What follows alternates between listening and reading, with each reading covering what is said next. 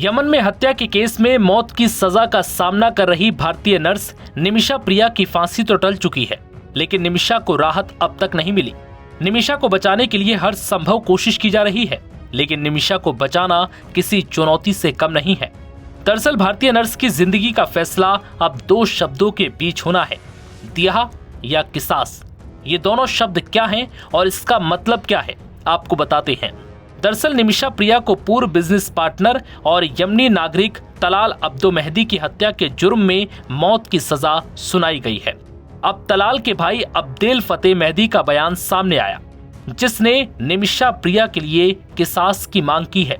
इसके बाद से ये शब्द चर्चा में है। तलाल अब्दो मेहदी के भाई ने उन खबरों पर नाराजगी जताई जिसमें दावा किया गया कि परिवार ब्लड मनी यानी मौत के बदले मुआवजे की बड़ी राशि मिलने पर निमिषा को होने वाली फांसी की सजा माफ करना चाहता है।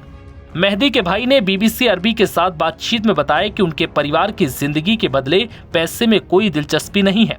उन्होंने ये भी कहा कि वो निमिषा प्रिया के लिए किसास चाहता है, जिसका मतलब है कि वो फांसी की सजा पर अमल चाहता है।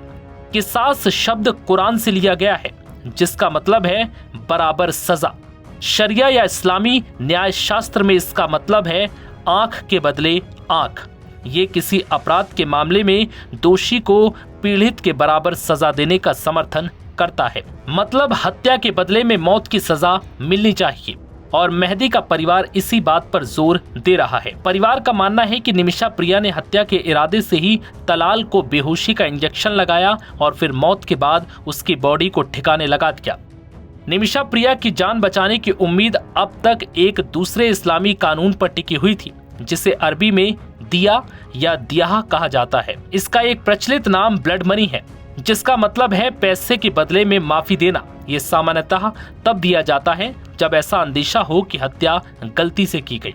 इसके लिए फैसला करने की पूरी आजादी पीड़ित परिवार के पास होती है और समझौता सहमति से होता है।